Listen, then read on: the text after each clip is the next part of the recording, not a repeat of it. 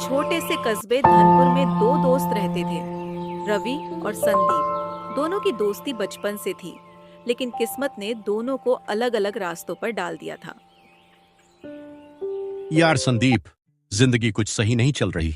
2 महीने से काम की तलाश में हूं, लेकिन हर जगह से मना हो जाता है। अरे भाई, इतना मायूस क्यों बैठा है? चल मेरे ठेले पर आ जा। मेरे यहाँ तंदूरी मछली का तड़का चलता है, थोड़ा हाथ बटा दे। तेरे ठेले पर? मैं क्या करूंगा वहां? देख रवि, सब कुछ अकेले नहीं होता। मछली तलना, ग्राहकों से बात करना, पैसे संभालना, सब कुछ खुद नहीं कर पाता। तू आ जाएगा तो काम आसान हो जाएगा और दिन का मेहनताना भी मिलेगा। पैसे मिलेंगे तो सोचने में क्या बुराई है। ठीक है, कल से आता हूं।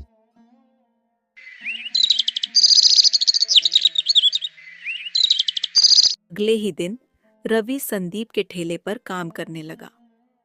तंदूरी मछली की खुशबू चारों तरफ फैल जाती थी।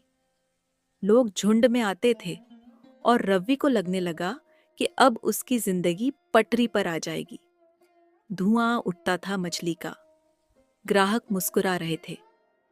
रवि पसीना पोंछते हुए बोला, संदीप, आज तो जबरदस्त भीड़ थी। लगता है कमाई बढ़िया हुई होगी। हाँ, करीब 3,000 की बिक्री हुई है। अच्छा दिन था। तो फिर मेरा हिस्सा दे दे। अरे भाई, तेरी मेहनत का 500 रुपये मिलेंगे। 500? लेकिन इतनी बड़ी कमाई में सिर्फ इतना? सुन रवि, खर्चा भी तो होता है। मछली, मसाले, कोयला, तेल, प्लेट सब जोड़ ले, फिर जो बचता है वही असली मुनाफा। उस हिसाब से 500 तेरे लिए ठीक है। ठीक है, तेरी दुकान है, तेरे नियम। रवि कुछ बोला नहीं, पर उसके मन में एक आग जल उठी थी। इतनी मेहनत के बाद सिर्फ 500 रुपये। रात को वह अपने कमरे में बैठा सोच रहा था। 3,000 की बिक्री में मुझे सिर्फ 500, बाकी सब उसके पास। क्या मैं मूर्ख हूं जो इसके लिए काम कर रहा हूं? लालच का बीज उसके दिल में धीरे धीरे अंकुरित होने लगा। अगले दिन फिर वही हाल था। संदीप मुस्कुराते हुए ग्राहकों को बुला रहा था और रवि के चेहरे पर चुप्पी थी। संदीप, आज कितनी बिक्री हुई? आज तो और भी ज्यादा, 4,000 से ऊपर। तो आज मेरा हिस्सा थोड़ा बढ़ा दे। देख भाई, मैं जितना दे सकता हूँ उतना ही दे रहा हूँ, वरना ठेला चलाना मुश्किल हो जाएगा। उस दिन रवि को 600 रुपए मिले, लेकिन अब उसकी नजर नोटों पर नहीं, संदीप की जेब पर थी। कुछ दिन वह चुपचाप काम करता रहा। फिर एक दिन बोला, संदीप, अब मैं तेरे साथ काम नहीं करूंगा। क्यों भाई, कुछ गलती की क्या? नहीं, बस अब मैं अपना खुद का ठेला लगाऊंगा। लेकिन तुझे मछली बनाना ठीक से आता भी है। तेरे साथ इतना काम किया है, अब खुद कर लूंगा। रवि ने अपने पास बचाए हुए पैसे निकाले। कुल 7,000 रुपए उसने उसमें से सामान खरीदा, पुराना ठेला लिया और उसी गली में संदीप के ठेले के पास अपना ठेला लगा दिया। रवि के ठेले पर तेल की खुशबू फैली, लेकिन ग्राहक उधर नहीं जा रहे थे। यह सब संदीप के वफादार हैं। कोई मेरे यहाँ नहीं आएगा क्या? शाम तक बस 3 प्लेटें बिकी, वो भी हिचकते हुए ग्राहकों को। यह हरीश सारा धंधा खुद ले गया। अब कुछ करना पड़ेगा। वहीं दूसरी तरफ संदीप मुस्कुराते हुए बोला, रवि गया तो गया, मुझे कोई फर्क नहीं। मेरा धंधा तो वैसे ही चलता रहेगा। लेकिन फर्क था रवि के दिल में जलन का, और उस जलन ने उसे गलत राह पर डाल दिया। रवि रात भर सोचता रहा, अगर मैं संदीप का धंधा थोड़ा खराब कर दूं तो सारे ग्राहक मेरे पास आ जाएंगे।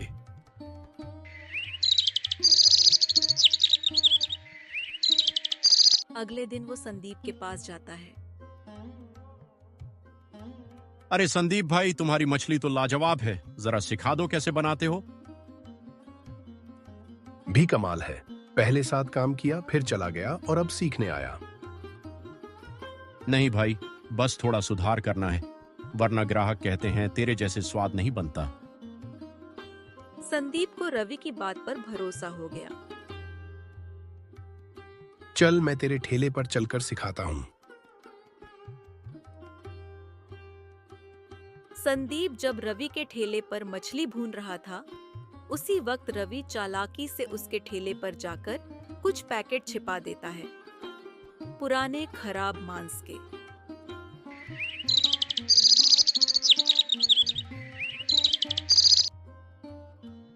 अगले दिन रवि पुलिस के पास जाता है।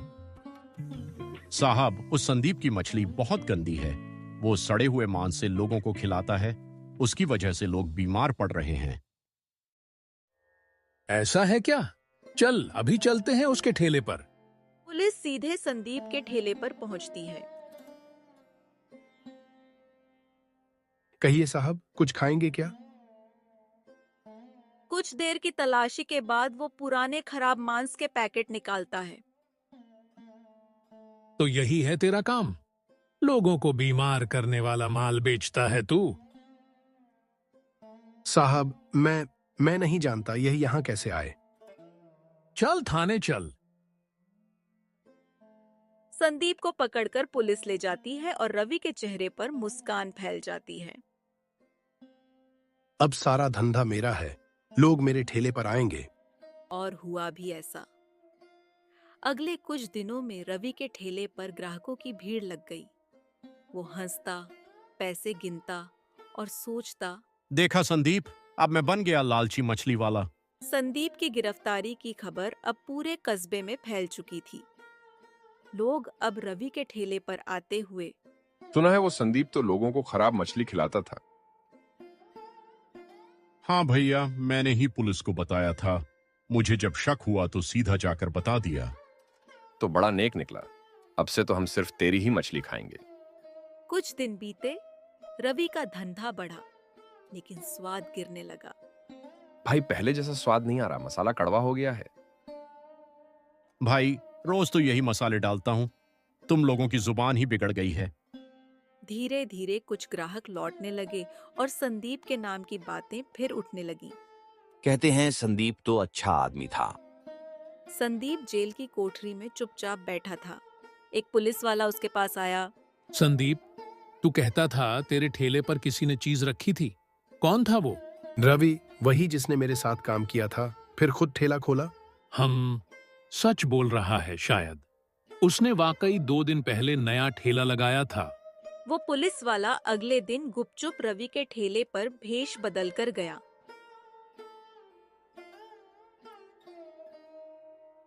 भाई, मसालेदार मछली चाहिए या सादी? एक मसालेदार दे दे और जरा बात करूंगा तुझसे। रवि ने मछली बनाकर दी।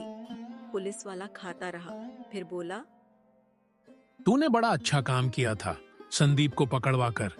लेकिन एक बात बता, तू पहले उसके साथ काम करता था ना? हाँ, कुछ दिन ही किया था।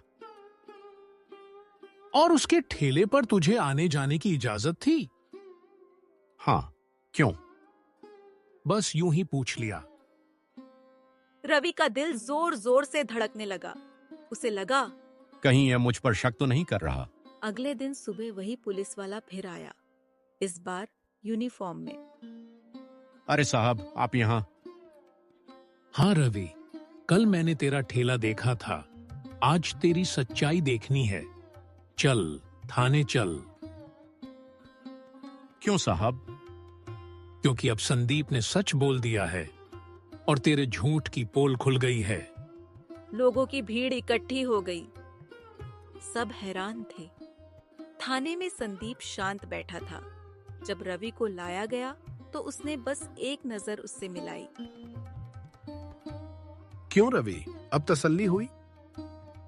मुझसे गलती हो गई संदीप, मुझे माफ कर दो। मैं लालच में अंधा हो गया था। अब बोल, वो पैकेट तूने रखे थे ना? हाँ साहब, मैंने ही रखे थे। मैंने सब झूठ बोला था। साहब, मैं इसे माफ करता हूं। क्या तू इसे माफ कर रहा है, जिसने तेरा धंधा बर्बाद किया? हाँ साहब, इसने जो किया उसकी सजा इसे मिल चुकी है। लालच आदमी को अंदर से जला देता है। मैं चाहता हूं इसे छोड़ दिया जाए। संदीप, तेरे जैसे लोग ही इस दुनिया में इंसानियत जिंदा रखते हैं। रवि को पुलिस ने छोड़ दिया।